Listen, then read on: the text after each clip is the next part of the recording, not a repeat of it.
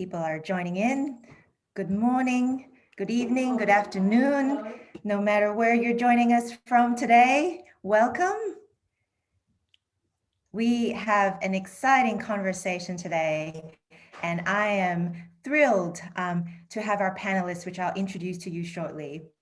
My name is Mindy Liao, and I am the head of community building of B-Lab Australia and New Zealand, which is the not-for-profit organization behind the B Corp movement and B Corp certification. We have three amazing thinkers and doers of the design industry, all movers and shakers in their own right. Let me introduce you to our panelists. First off, we have Ivy Ting Lei, who is the head of growth of Exigy, and George A., Director of Innovation and co-founder of Greater Good Studio, and Andrew Apostola, CEO and co-founder of Portable. For people who are joining us, please let us know where you're joining us as well. And we will get to know our panelists a bit more shortly, but I want to acknowledge that Andrew and myself are joining this webinar from a place we know as Melbourne today, which are the unceded lands of the Wurundjeri people of the Kulin Nation, and I pay my respects to their elders past and present. I also want to acknowledge that this week it is NAIDOC week in Australia, and it is a week where we celebrate the history, the culture and achievements of Aboriginal and Torres Strait Islanders people. So for our guests who are joining us today, I invite you to share in the chat if you know where your ancestral, if you know the ancestral lands of where you're joining us from, and acknowledge the first people. We've just popped on a couple of links in the chat if you want to look that up. And I also want to take a few moments to acknowledge the First Nation peoples and tribes of the land where George and Ivy are joining us from today. So Ivy, I believe, Ivy, you're joining us today from San Francisco, the lands of the Ramaytush Ohlone people, the first people of the San Francisco Bay Area. And George, you're joining us today from Chicago, which is the ancestral lands of the Ojibwe, Odawa, and Potawatomi tribes, also known as the Council of Three Fires. So we are in for a riveting conversation in the next 50 minutes or so, as we explore with our panelists what it is like to combine two of my favorite topics, design and social impact. These topics are dear to my heart because I started off my career in a design agency many, many moons ago. And I left that career, which I enjoyed quite a lot, to pursue creating impact through business. That journey took me from the Midwest of the US to Australia, and now I've found the B Corp movement, and I love every minute of working alongside companies to help them become certified and meet a high level of verified social and environmental performance. So we have two certified B Corps joining us on the panel today, and all three of these incredible companies are joined by the common thread of deeply engaging in mission-aligned work. So what we're going to do today is explore the spectrum of impact and learn about how these agencies are bringing impact to life in your company models. So we'll go for about 30 minutes and we'll have about 15 minutes of live questions from the audience. So thank you for those who are sharing in the chat already, acknowledging the First Nations people and lands you're joining from. We encourage you to continue this conversation and share your reactions, share your comments and conversation or resources with each other on the chat.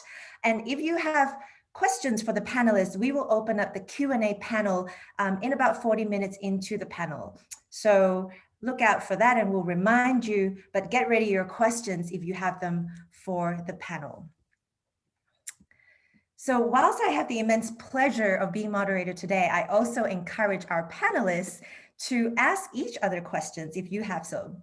So we really want this to be a flowing conversation, and we'll get started, shall we? So let's get to know a little bit more about each of your personal journeys. The question I'll pose to you, each of our panelists, is how did you come to be where you are today? And we're going to do it slightly differently because we know of each other, and I have known Andrew for a few years.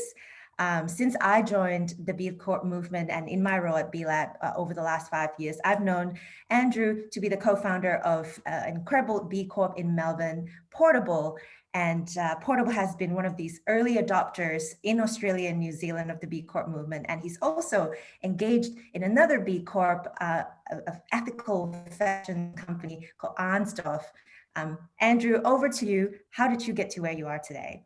Thanks, Mindy. And can I just say what a wonderful acknowledgement of country and also of the lands that we're all on, and a wonderful introduction. So thank you. And for bringing such energy to this topic we're all passionate about. So my journey with Portable, it's got many, many different twists and bends. We've been around for 15 years. And I started this 15 years ago with my co-founder, Simon Goodrich. And we actually started as the world's first online international film festival called the Portable Film Festival. Back in the days when digital was very, very new. It was or just in the very, very early days of YouTube as well. And I come from the community sector. So I'd been working in community radio, working with specifically in youth broadcasting and ethnic broadcasting across Australia, helping people from diverse backgrounds and different countries make their way onto the airwaves. And Simon had a similar background in broadcasting, and we were just really, really interested in the idea of media and connecting people. So Portable became that lens for us, and we always had at our heart the idea of being able to use our technical abilities, skills, know-how for good.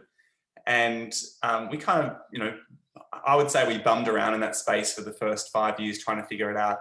I moved to the United States, lived in New York for a very, very long, for the good part of the last decade, and came back. And we then Portable really, really changed and shifted, and we really doubled down on the impact and mission pieces. So I'll get into that more deeply later on. But yeah, we're definitely here at Portable very, very passionate about the social issues and causes that we call them impact areas that we define and go after in our strategy. But that's enough about me. I'd really love to throw across to introduce Ivy Tenglei. We got to know each other actually through the co-founder the founder of Exergy through, I think, a lunch club date, met my co-founder, and we've been working together ever since. We have regular catch-ups between our teams to share knowledge and get a greater understanding. And it's been a real pleasure to have that background and all that connection. And Ivy is a New Yorker. She's lived in the US for 20 years, undocumented as well. And she's the head of growth at Exergy. And as you get to meet her, I'll throw to you. Yeah, Ivy, tell us about your background and your experience. Thank you, Andrew. At Exergy, we like to say Portable is our Australian twin. So there's a little nickname rather. I am here today after over 20 years of journey being undocumented and coming from Macau, China, and following my parents in the pursuit of happier life and better education. And in many ways, I feel like being here in this space really is the manifestation of that, and being a proud product of the United States public school system, although we certainly have a lot of work to do there as well. I am here at Exergy as a representation of really thinking about how technology and really frameworks and tools already exist to improve lives, and how can we translate some of those existing advances and innovation into the social impact space. Super excited to dig into some of these questions because, one of the things that we as a group here acknowledge is the current infrastructure isn't necessarily built for social impact. It is built for folks to make money. So how do we balance monetary incentives and quite frankly capitalism with balancing that with impact metrics and whether or not we're actually helping people live better and healthier.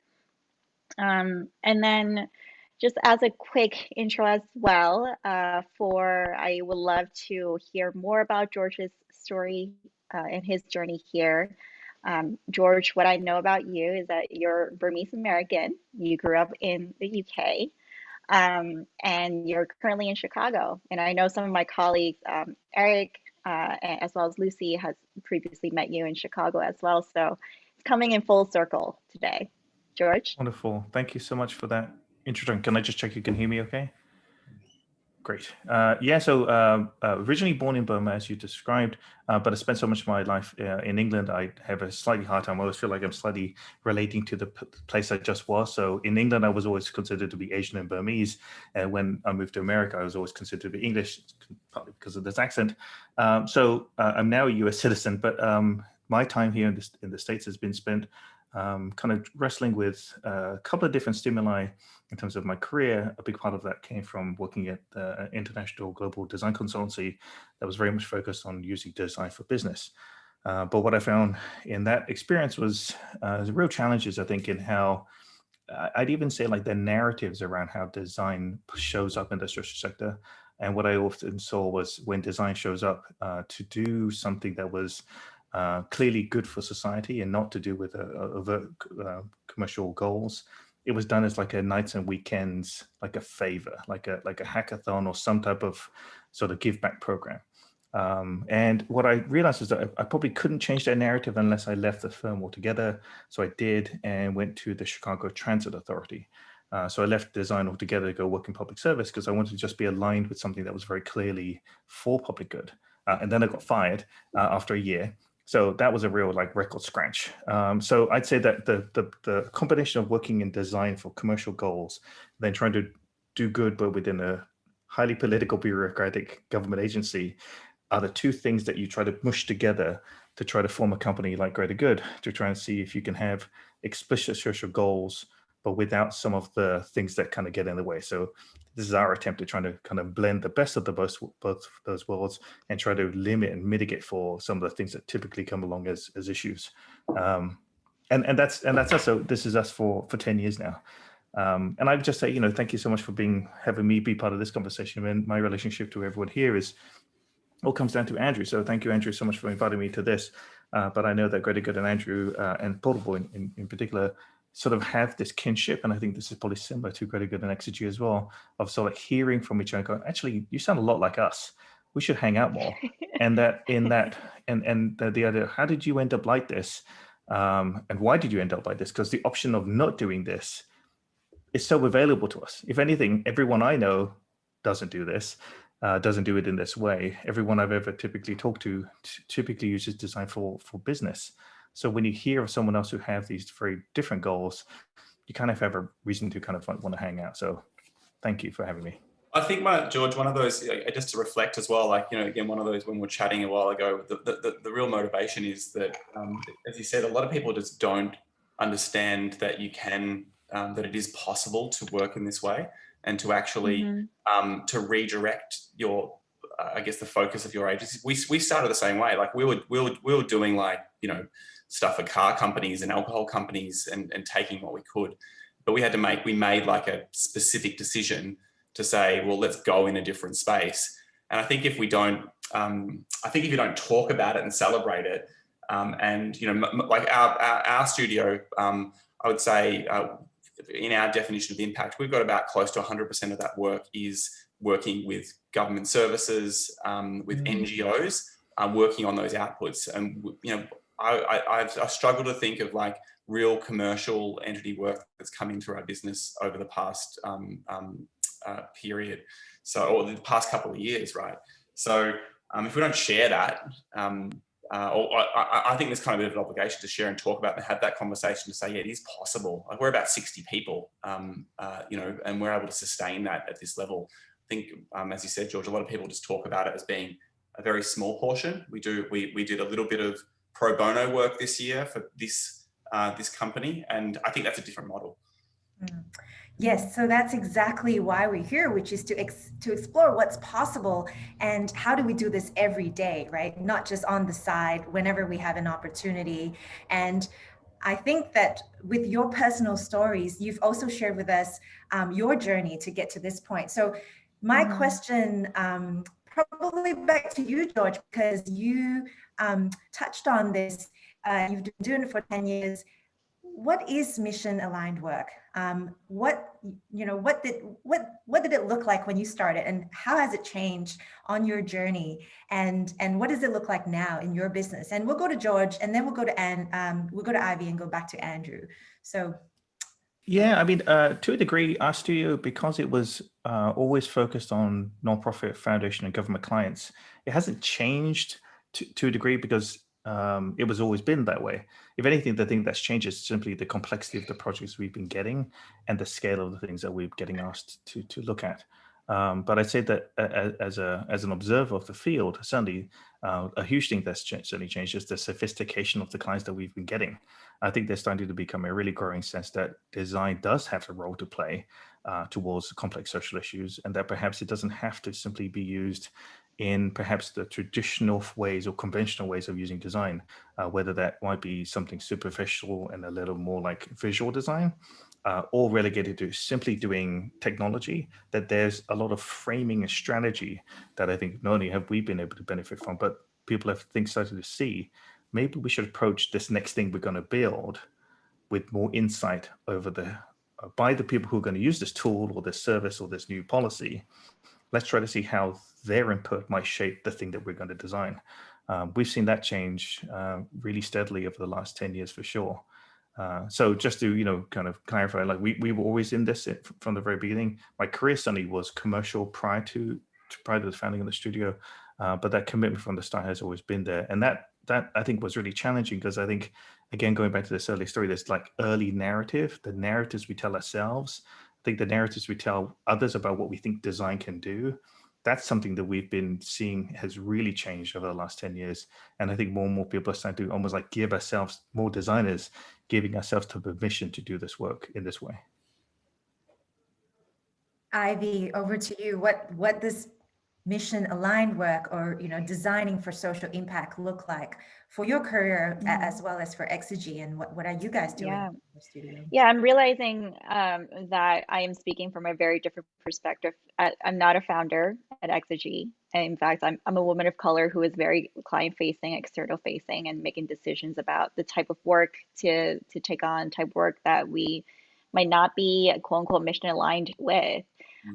So first on the career side, I think being mission aligned is really something aside from your paycheck and job security that keeps you going on those rough days. And I think that means like whether it is for the community you grew up in, or really knowing that at the end of the day, you're not just helping someone make money. It is not a zero-sum game. It is the ability to sustain doing good with purpose in a very business oriented way.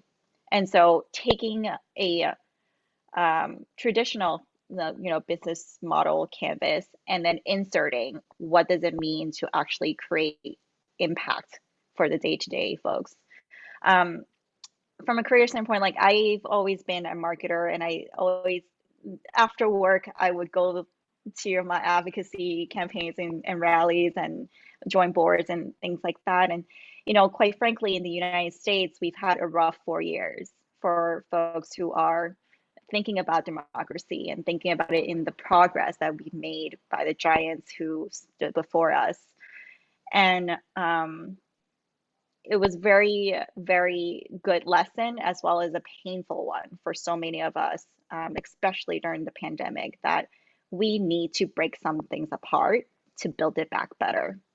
And so when we talk about mission alignment, it means taking existing tools and taking some of the fundings that are available and really changing requirements that we have traditionally put in because of bureaucracy, because that's the way it's always been, and then changing it so that it's actually social services are actually accessible. So one way that Exergy has done that is going 100% social impact, meaning working with governments and working with NGOs, working with foundations, and including balancing profit with pro bono work. Like, how can we actually help some of these organizations that are extremely impactful bridge that gap in some of the maybe proposal writing that they, or their ability to write a proper request for a proposal, to help expand their tool set so that, for example, one of the community clinics that we work with where they admit folks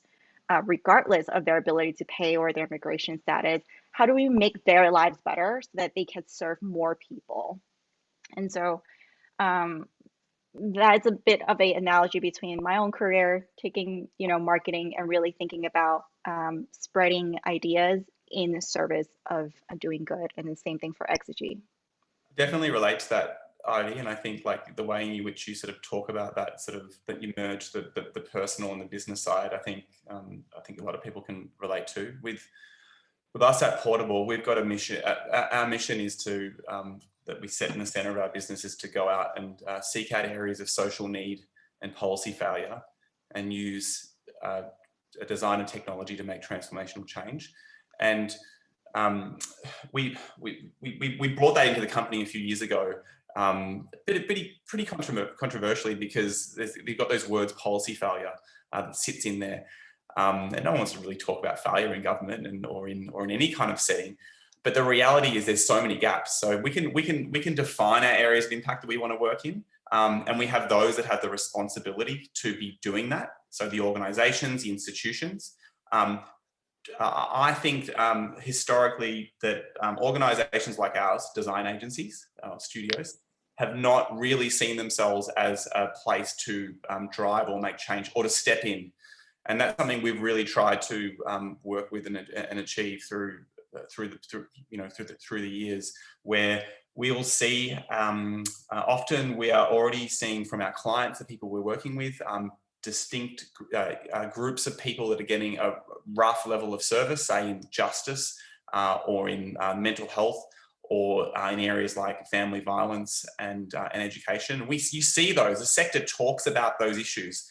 And the further you go away from the main central body, the peak body, the more you hear the stories, but the more the need is. So we have these predefined impact areas that in various stages where we say, well, we'll jump in, we'll come in, we'll have that conversation with government, we'll prototype, we'll drive the conversation with the sector, and we'll try and drive the impact that way, rather than waiting for the RFQ or the tender documents that comes from the agency that's service with delivering it, when we've really missed the boat. We're just responding to a set of requirements that may not have the voice of the people that we're actually trying to solve.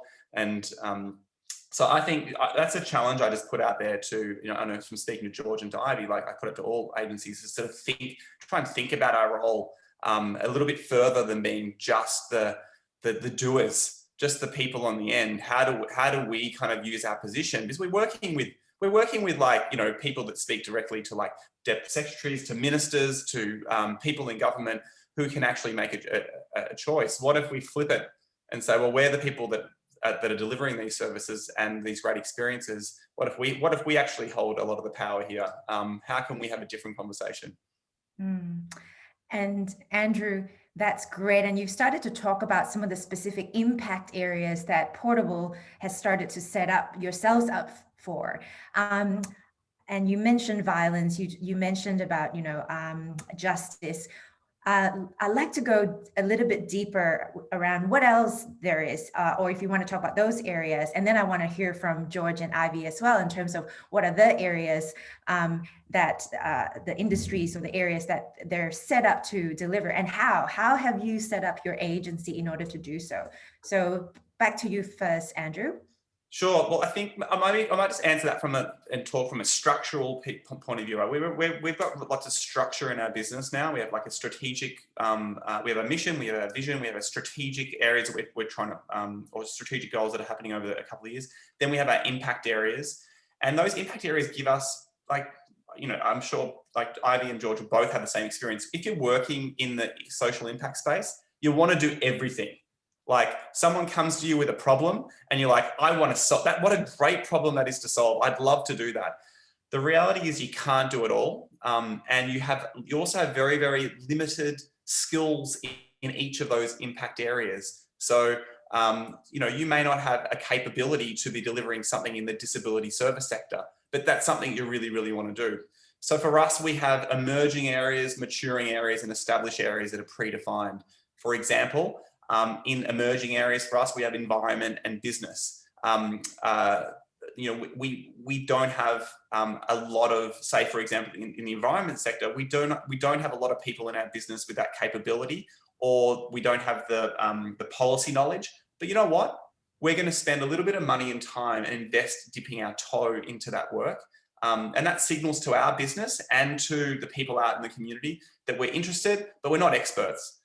On the other end of the spectrum, where we have justice, mental health, public sector, we are experts in that field. We've got a legal designer in our team who just works on ideally on legal projects, and so we're able to kind of go further and go deeper. I think I find it really, really useful. It can be frustrating because you do want to work on a lot of things, but it's really, really useful in terms of how we plan the work that we do, how we plan the agency, how we invest our money, how we do our hiring, and how we speak to other stakeholders outside about what we do. Thanks, Andrew. George, would you like to add? Yeah, I mean, I wish I was as sophisticated as Andrew in my answer here. I feel like our studio still operates with a certain level of, I mean, there's focus, which is clearly within the social sector, but I feel like the challenge for us as a studio is how do we constrain ourselves to be even more refined, as Andrew just described. We get a lot of calls very early on, and I think if anything, there's one of the things that I think we specialize in particularly is framing and listening really well to what our clients are describing as the gaps they see. And I think one of the things that we sometimes challenge with is, how do I make sure a client doesn't almost like end up feeling bad that they don't know what to ask for when they talk to a consultant or come to us?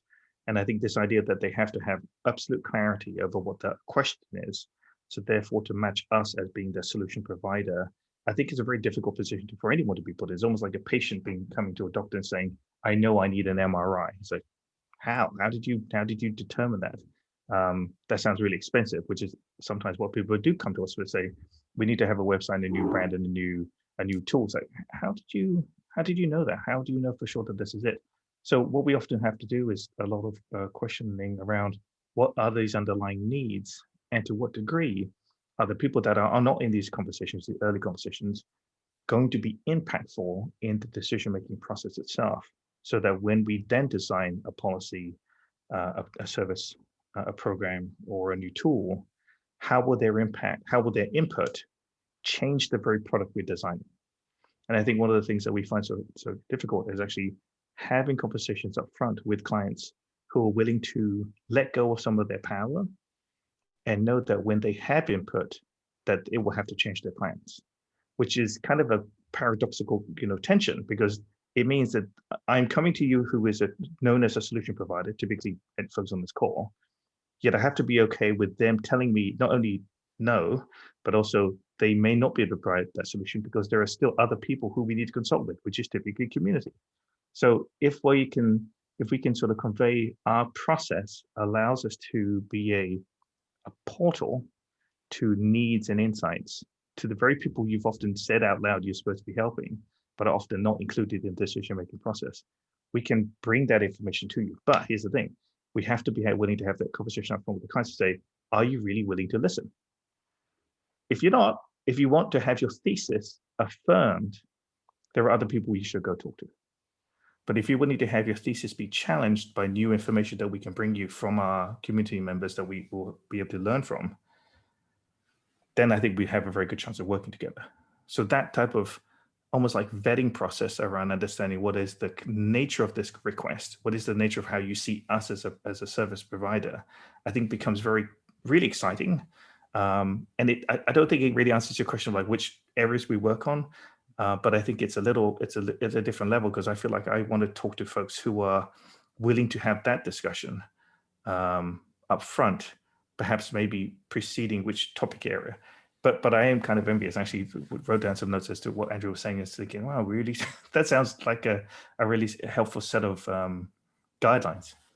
Yeah, no, George, I think what you raised is really great around, you equally have to be as selective with the clients that you work with, and be willing to work and really look for their willingness to have an open mind and to be challenged. So I think that's a really great point. But I want to get to Ivy as well, because you guys are definitely, a lot of your work is with mission aligned organizations. Mm-hmm. We need to hear more about sort of how it is set up. How does the model look like in Exegy? Yeah, we've gone through several iterations, and there's a lot to unpack in terms of what both Andrew and George brought up.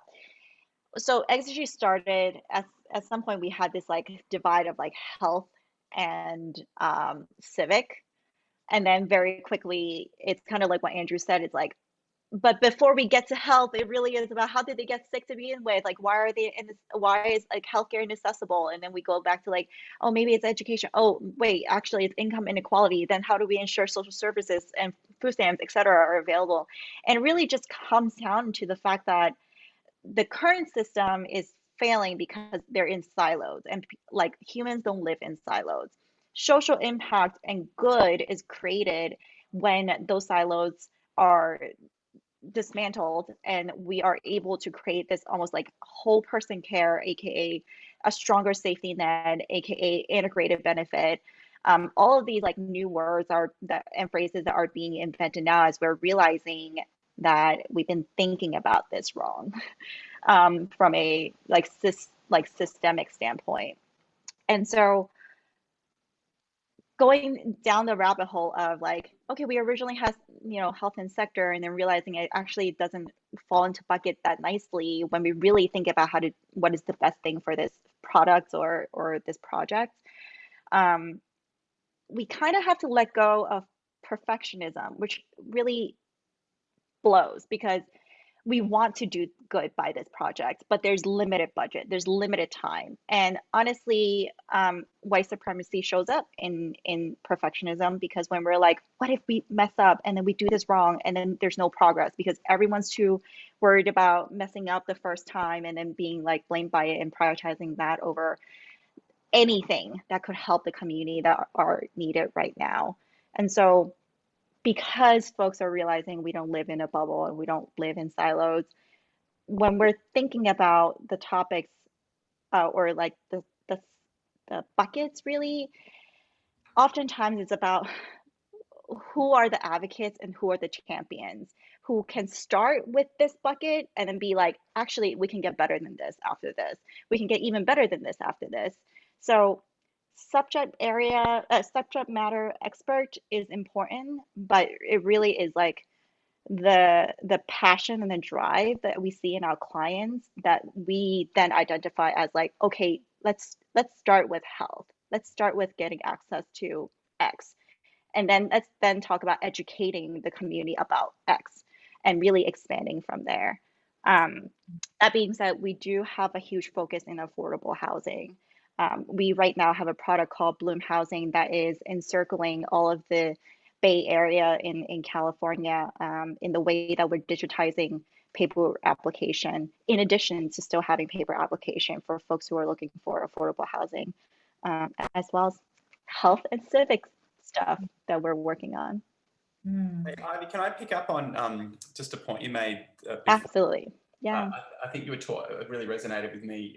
You were just talking about that kind of that moment,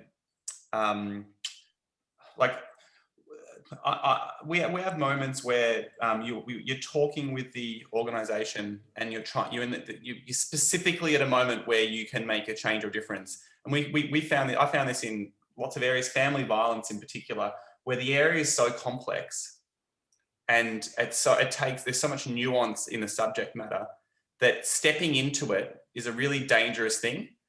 So you don't. So you just go, you know what? We'll just let this other part of the sector or service provide this piece. we'll cater to this specific user or to this area. And I think that a lot of that stuff happens within, it's much more nuanced. And, you know, what I was picking up with what you were talking about is that, you know, we've got to be kind of like, if we're working in the space, diving into those issues and diving in with that risk and not letting it go, because we just are that's why you get continual poor services or people left out or left behind on the end of services because there wasn't enough money or there wasn't enough time. Yeah, thanks, Andrew. And I want to encourage the audience as well. If you're hearing something that's resonating with you, and if you want to add to that, that's what the chat is for. So please put in your comments. Please have a conversation amongst yourself. And like to hear more from you as well. So put that in the chat, and we're going to come to questions really soon. So questions go in the Q&A, and I see that a few are coming in. So we've hopefully we'll have time to get through all of them. But I'm going to ask one more question for the panelists before we move on to your questions. We've talked about sort of how you're set up. And I think it's really inspiring, the journey you've taken, but I'm sure it's not fraught with challenges. So I want to hear a little bit more about that. What are some of the tensions that you've seen? What were some of the difficult situations, decisions, ethical dilemmas that has come up? So yeah, I might want to, I'd love to speak to this just for a little bit, because I feel like this for me has been probably the hardest set of challenges in running the business altogether. I think there are some obvious ones of like just getting paid, getting general operations in place, doing hiring, all those things that are typical of most organizations. But I think what maybe caught me off guard was how slippery working in the social sector can be, and try to determine what are the motivations of our clients. I think that they, not every day, but certainly there's a hint that sometimes a project could be a vanity project, or in some cases, some manner in which we are checking off a box for engagement, or checking off some type of way where we said we have done the right thing. And in doing so, we still have an agenda that very much is going to leave this community either with less power than they started with, or keep everything the status quo.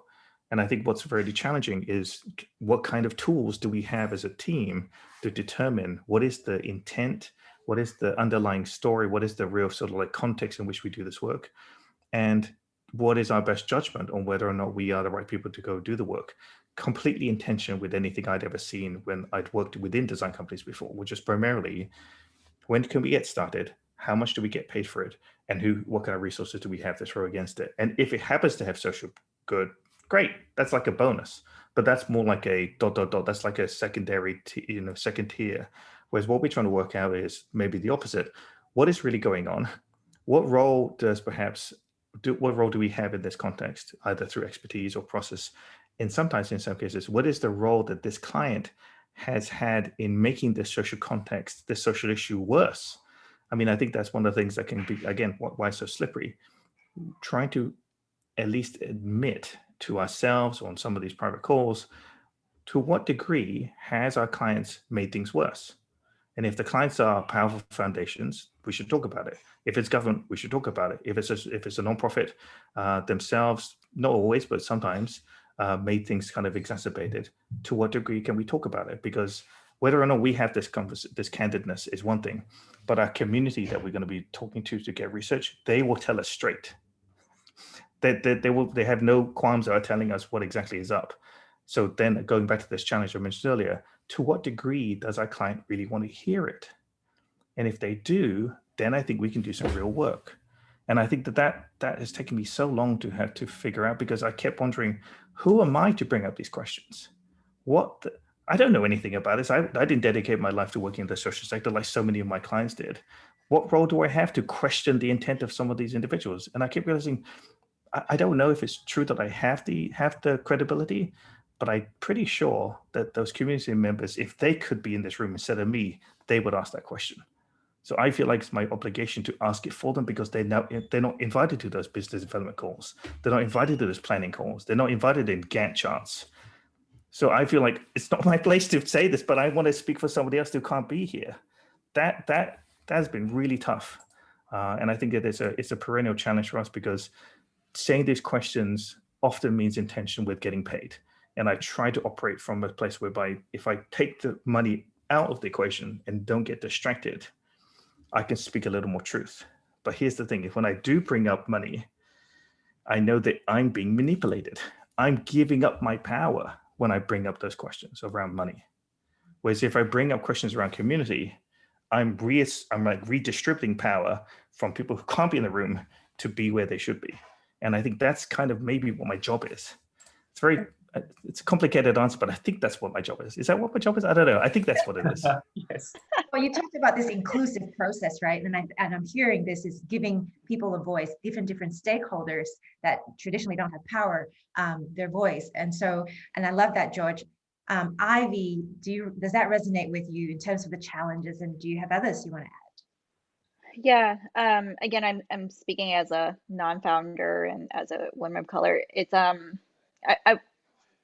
It's complicated, and when we are at a moment of dilemma, that's when we know we've got to like the good stuff, because that's when we learn to draw boundaries for future opportunities. And so it really is like making the space and holding space for conversations and asking those questions that George is mentioning.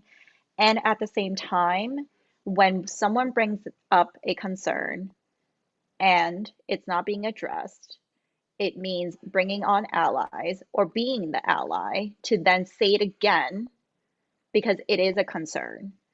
And those concerns are very, very difficult to bring up, especially if you're not a founder or if you are not in a position of power. And so, for Exigy, it really is like me building a really close relationship with my counterpart, Michael Enslow, and really thinking through some of these questions and being like, is this really something we can dig into? Is this something that we're okay with stepping into for the bigger picture?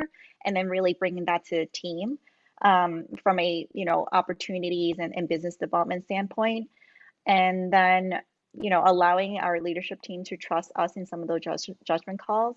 And then also with my colleague and team like June, as well as Shauna and Anna, really thinking about from a marketing standpoint, what is that fine line between distributing power and platform and tokenizing? Because we really need to respect that it is not sometimes like my place or other people's place to talk about certain things. But at the same time, just because that thing is being talked about, it's not that person's responsibility to then suddenly speak up and to teach us lessons.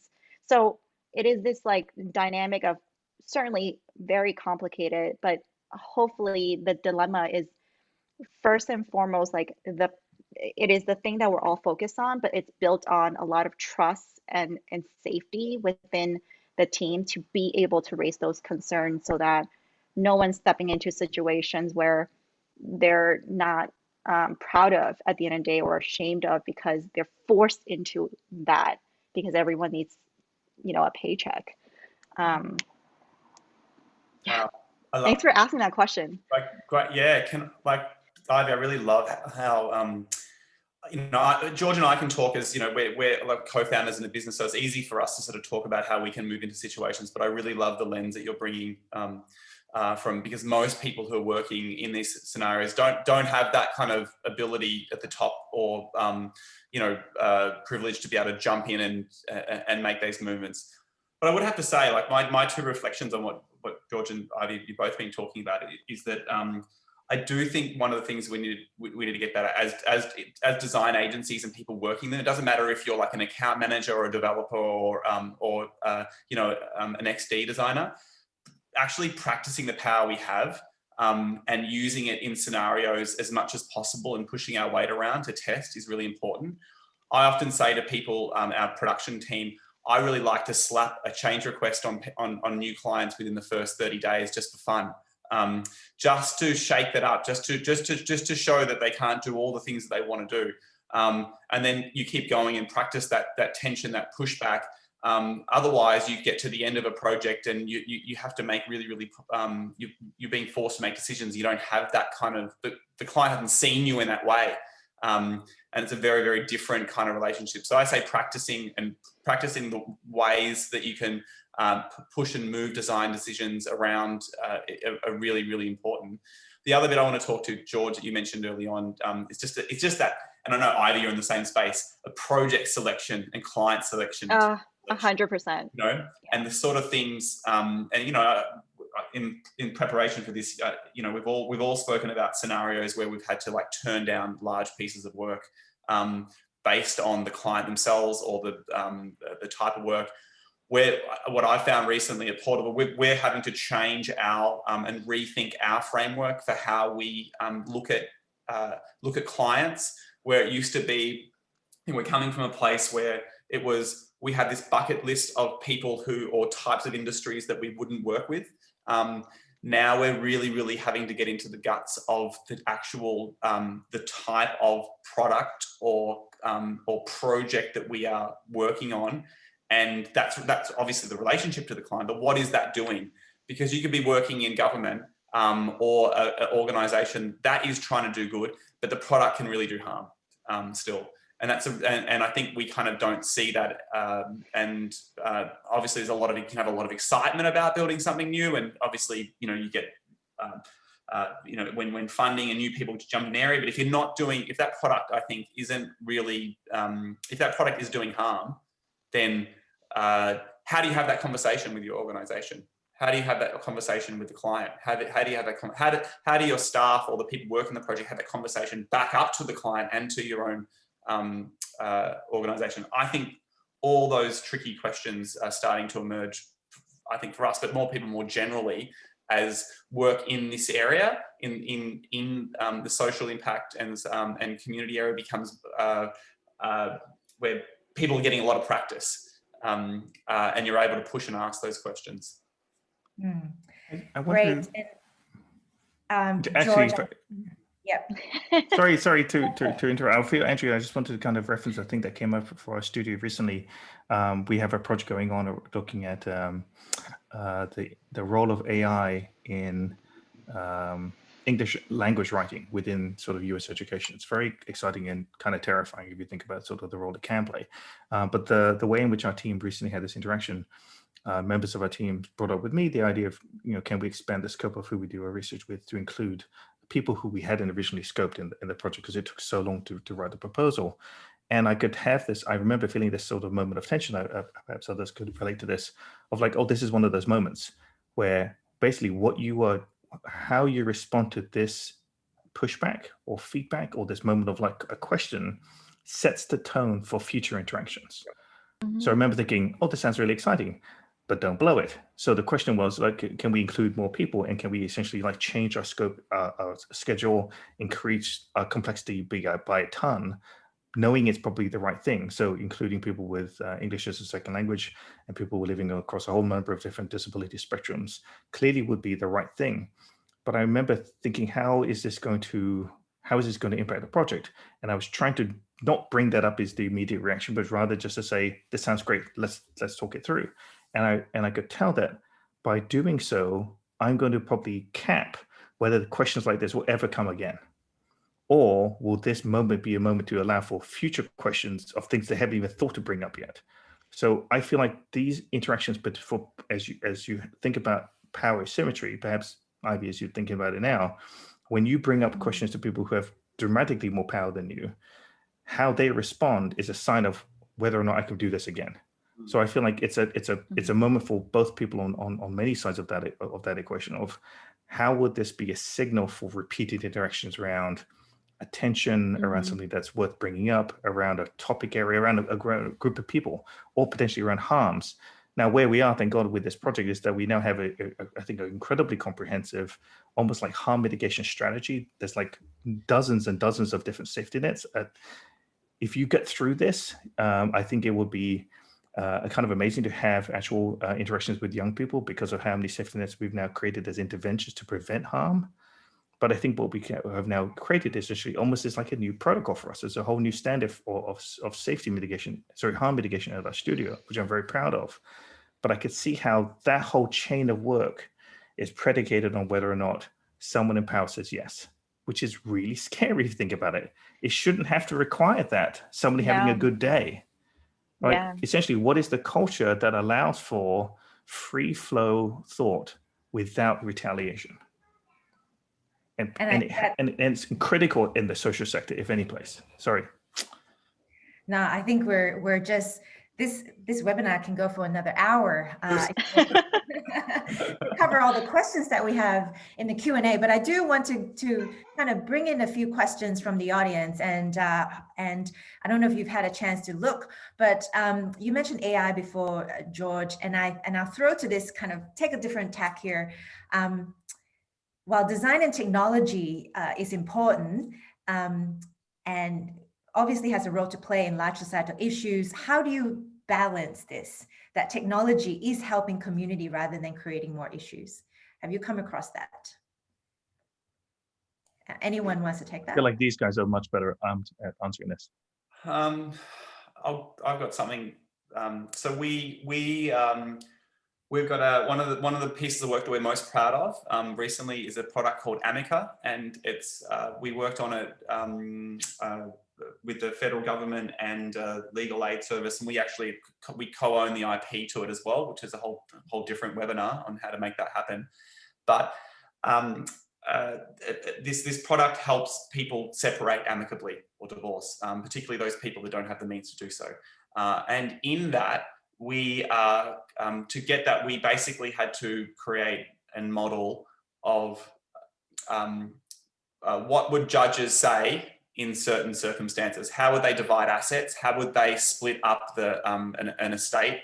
And to do that, we had to basically deal with a lot of decisions that were made by judges over the years, which already bake in prejudice into the technology itself. And I think there's been lots of conversations around this. So we've had to kind of find other ways to be able to try and do that, especially at the very early stages of a project like that. And as George is sort of putting in early, just really thinking hard about the safeguards and responsibility we have around that, not just sort of wandering into it and simply taking, I think, the MVP approach too quickly without taking care for others. I think is it's a challenging space as well when you're often when it's a nascent space as well and a nascent technology, you're not really sure. And that's where I think having good cultural or historical knowledge within the organization, how we might traverse that space, is really useful. So. Yeah, taking care of the conversation, that's really important. Now, another question's come in around social innovation, which is understood as, the intersection of public, private, and community or third sectors. What are some good examples? I think a few have come up, but what are the good examples can you share around social impact projects that are co-funded by organizations across the sectors that you worked in? I can jump in from the XRG side and also quickly to the question earlier, you just have to balance it. And by that, I mean assess your unintended consequences all the time, point blank, good or bad. And so it's making the space and knowing that that's part of your pipeline for your projects. And then the intersection of public, private, and community, that is the foundation of our Bloom housing work. We knew that for example, our first project was really with the City and County of San Francisco, now known as Dahlia, DAHLIA, because that's a flower of San Francisco. And the technology is maintained and hosted by the government, but the people who help the community apply are non-for-profits who are on the ground working with non-English speakers, folks who need just translation helps, or folks with disability, etc. And in order for that to happen, different jurisdictions actually needed private sectors to step in and help fund some phases of it. And so really coming down to the strengths of all those three pillars, it's governments having access to really own this social service, community-based organizations knowing the nuance and the culture and the habits and all the risks of the people we're trying to serve. And then honestly, private sector writing checks, like that's what you have, right? So bringing all of those powers into a room could be extremely powerful and extremely, extremely difficult. And it takes so much patience and like so much time. And it's a work in progress. So I would say the project for us would be the Bloom housing work. Thanks. Thank you, Ivy. And we have a few other questions, which I think we have sort of touched on around engaging with clients. How do you bring people into the conversation? But we have very limited time. So I want to really focus on something that George has done here around encouraging collaboration in the sector. And this idea that, you don't see, the point we're here is that, we're encouraging more of this work instead of seeing it as competition. So I wanted to ask you, George, to talk a little bit about this database, the social change for design database, because I think, hopefully this is the start of the conversation for many of you, and that this is certainly not the end. What's the impetus behind this? Where can it go? Yeah, so we'll put the link into the chat very shortly, but this database is like an updated version of something that we have been maintaining very badly in Pinterest, which is like the worst thing you could possibly pick for something like this. It's not searchable, it's just simply a bunch of logos. But we were answering the question that we kept being asked again and again every time we met with people, which who else other than Greater Good Studio does this work? Which I think is kind of sad if you think about sort of how like if we become the go-to people for a whole field, that's a little tough because we can't represent everybody, and neither should we. So we kept answering this question of who else does it, and we kept thinking, well, who else does it as well? So we just kept collecting a list. This updated database that we've built in Airtable is allowed searchable. You can do sorting and grouping, a whole bunch of really cool kind of like filters. But the idea is to represent an emerging field that is now, I think, about 200 organizations wide across the whole globe. That I think when we started out, we knew of maybe 3 other organizations, maybe a handful. And when we were starting, it was terrifying. Honestly, like really scary to feel like you were doing something new where you didn't feel like there were any other peers, which I think escalates the fear of doing anything new because you feel like you might be completely out of your mind to try it. My hope here is that with this type of database, and hopefully others, because there's a submission form as well, that this field can feel more credible. And if there are folks on this call who feel as though there are gaps that they see, either because they know of somebody that should be on the list but isn't, or if they realize, oh, I have something to contribute by starting my own organization, I would be thrilled. I'd be over the moon to know that this is sort of what can happen. This field is still so new that almost any contribution that anyone could make, I think, would have very strong positive impact. Because I think we're at a stage where in my lifetime, I missed, I'd say, most of the big design phases. I missed them all. I was born at the wrong decade, but I might be in the middle of this one. Like it's pretty exciting to feel like I might be here. I'm here for it. I'm watching it happen as we go. I might even be contributing with Greater Good Studio being almost 10 years now. But I feel like recognizing that this field requires, I think, some care, because I want it to end up differently than how the commercial design sector ended up, which was very concentrated power with a small handful of players.